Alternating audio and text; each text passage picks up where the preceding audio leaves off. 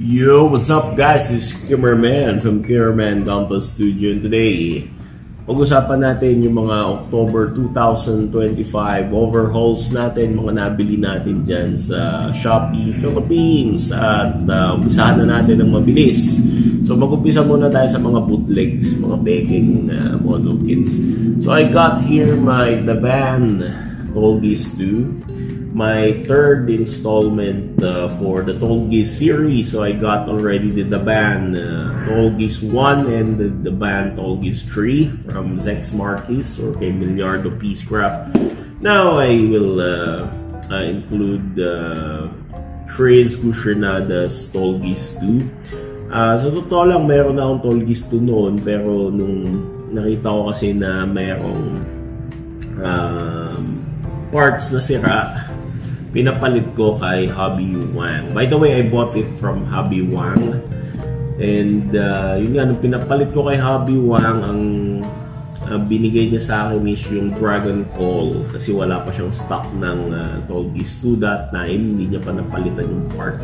But ito, nagkaroon na naman si Hobby Wang ng stock ng Tolgis 2. Kaya I bought again the Tolgis 2. And fortunately, wala nang sira yung mga parts as I checked. So yan, magagawa na natin itong Tolgis 2 from the band, or yung 6621. Ayan. Next bootleg natin dito ay I got here the Z001-0 o yung ano nga ba to? Yung jeans. Yung jean grunt suit from Gundam Seed. So this is yung kay Miguel Ayman's jean, yung kulay orange. So by the way, tingnan nga natin. Pakita ko lang sa inyo sure. So ito siya, yung orange kit. Ganito. Yan. Orange kit na jean ni Miguel Ayman, yung may bungo na shield. Not a fan of Zaft kits. To be honest, hindi ako masyadong ng mga Zaft kits or yung mga antagonist model kit ng Gundam Seed. But since I am now collecting antagonist kit from different Gundam series, so might as well I include the jeans. And unahin ko na lang ito muna, yung murang jean ng ano tawag dito, yung bootleg ng Bandai, para mas mura at makatipid ako. So unahin ko na itong kay Jin, kay Miguel Ayman na Jin, yung orange. So anyway, puro Jin, kinebra na lang, di ba? Jin bilog na lang. Okay, so ito bootleg siya, Miguel Ayman's Jin. Tingnan lang natin kung okay itong version na to. Baka kunin ko rin yung mga Zaku, yung mga Phantom Zaku ng Gundam Seed. Okay. Okay. Meron ako dito isang Moderoid kit, and this is the This is the Moderoid from Knights and Magic, yung DX Scale Ikaruga. So ito yung bago ng Knights and Magic. So I already built the DX scale of sino ba to? Granzort. Yes, the Granzort DX scale. Ang ganda nung details nung model kit. So this one, I already checked yung detail na itong kit na to. Maganda rin, sobrang ganda, napaka-detalyado. Honestly, gusto ko sana yung Ikaruga na unang release ng Moderoid, pero ang pangit lang is yung kamay naka-fix mismo dun sa handle ng weapon. So it's not editable. Kumbaga, hindi ko na siya ma-customize into having dalindical hands, kasi meron mismong nakakapit na kamay dun sa handle, which is ang pangit, awkward siya tingnan. So buti na lang nag-release sila ng DX scale, mas malaking version, and this time yung handle ng espada nito is maganda. at naka-separate na yung hands niya. Meron nga lang siyang interchangeable hands, bali 6. Pero this this version is very badass. 6 na sword din yung meron siya. So yan, okay. This is from Modroid. Ayan, ang ganda. And nabili ko pala ito kay City Box Manila. Ayan, City Box Manila around 3,200 if I'm not mistaken. So isa sa mga murang Ikaruga price in the market, in the Shopee market. Nga pala, this kalimutan kong sabihin kung saan shop ko nabili. Again, this Z001-0 Miguel's Gin 1/100 scale. I bought it from Mech Player. Ayan, si Mech Player. Okay. And this one have Hobby Wang, and this is City Box Manila. And dapo tayo sa mga Bandai kits na meron ako ngayon. So I got here my 4th, sino ba? Ito.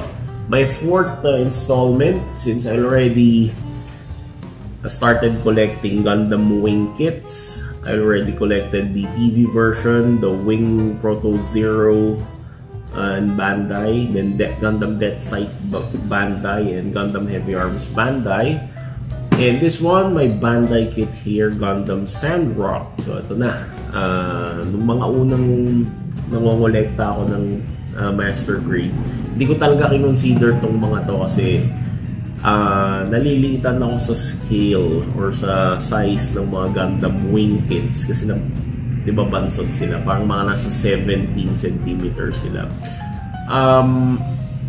I considered the Supernova before, but mali ko lang, hindi ko kinarrier yung pangongolekta ng Supernova. So ayan na, wala na, overpriced na yung mga nakikita natin Supernova ngayon. So di na siya practical bilhin as of now. Okay, so pinatos ko na to. And since this is Bandai, of course, ganda naman ng quality ng Bandai. Matic yan, Bandai quality is good. Supernova kits also, okay din ng plastic quality. Gusto ko, yun lang, pricey na siya. Sobrang overpriced. So this is my 4th installment for my Gundam Wing kits, the Gundam Sandrock. And I bought it from Modelware Warehouse, I think, Chinese shop sa Shopee. So I bought it around 2,300 pesos. But dami pala naglabasa ng mura dito. Like kay Hobby Master dyan sa Shopee, nasa 1,900 plus lang. Sayang, ano, parang 300 pesos difference din, or 400 pesos something.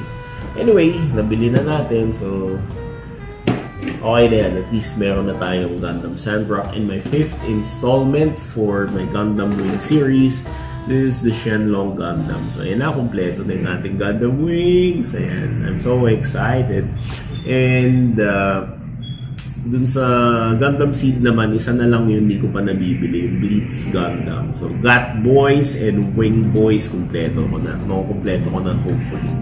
And sure na, Gundam Wing, kompleto ko na by adding the Shenlong Gundam, which I bought from GG Hobbies. So GG Hobbies from Pasig City, yan sa Shopee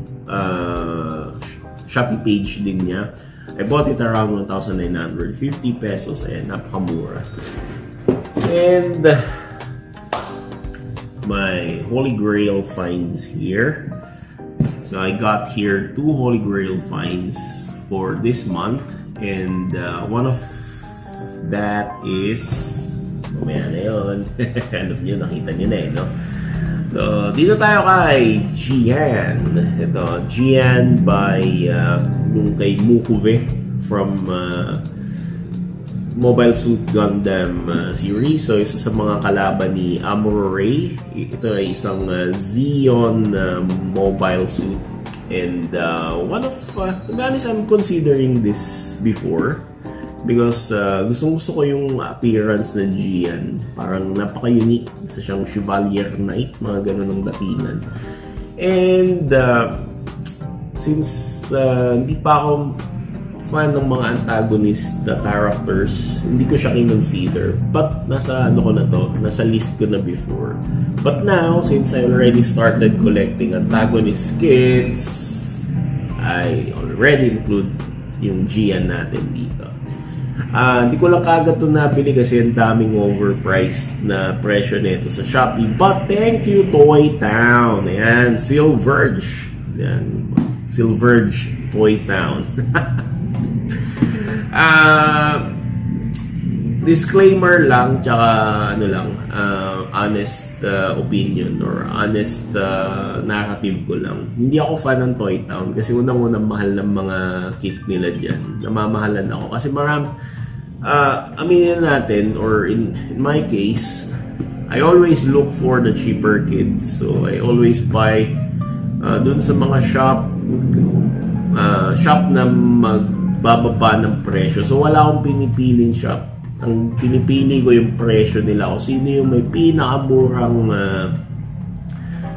presyo ng kit na gusto ko, yun ang bibilhan ko. So I don't recommend shop. I am recommending the price. Parang gano'n ko. So yun yung may murang tinda, yun ang i-recommend ko. Toy Town is not my favorite shop to buy kasi mahal eh. Maraming mas mura dyan. But this time I recommend Toy Town kasi mura nila itong binenta.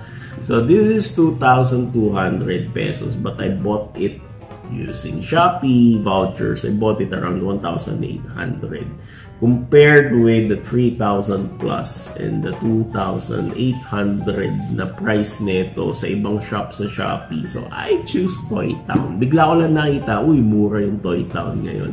So I buy it from Toy Town. So my first time, actually my second time to buy at Toy Town na may murang kit. Kasi mahal dyan eh. So last kit naman. I bought it from an overpriced status. Actually, yung pinagbilhan ko nito is one of the shop in Shopee na mahal magbenta, which is yung Your Clashmate. Sa shop sa Makati yan eh. Your Clashmate. But desperate na talaga akong bilhin to kasi tagal ko nang naghahanap. Actually, Gundam Leopard na green ang hinahanap ko. Pero wala na akong makitang Gundam Leopard na green. So, this time, I saw that he is, or the shop is selling unbuilt kit, which is this one, the Gundam Leopard. So, meron kasi siyang binibenta na built na nito, but unfortunately, ayoko ng built kasi lalo na kung may mga issue yung kit, hindi ko talaga bibilhin. But this this thing here, unbuilt. So sobrang swerte ko nakabili ako nito. Pero mahal eh. Nasa 2,400 plus ko nabili. Parang 2,500 na. But if you're going to compare it with yung sa SRP talaga niya, lalo sa Hobby Link Japan, tinignan ko, wala pa tong 1,000 pesos. Parang nasa 900 plus lang. Pero since desperate akong bilhin to, wala na akong pakialam dun. So thank you, Your Clashmate. Even though hindi ako fan ng mga built kits and yung sa price range nila, buti nakakita ko ng unbuilt. So okay na rin, at least unbuilt and one of the rare kit to find. So this is my second Holy Grail here. So I got here my Gian and the Gundam Leopard Destroy from After War Gundam X. So this is the high grade version, by the way. It's a 1/100 scale.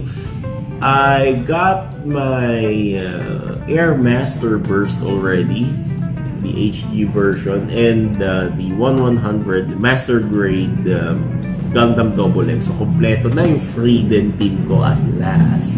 Yay! So ayan, thank you so much for watching this October 2025 overhauls natin this year. sa Shopee Philippines. So, for Shopee muna yung binilhan ko. Saka na ako bibili siguro sa Kabiling Japan. So, thank you so much and happy building, guys. Thank you so much for supporting my channel and for watching my videos. And this is Kimmerman from Kimmerman Gunpla Studio saying stay safe, God bless, and happy building. Bye-bye!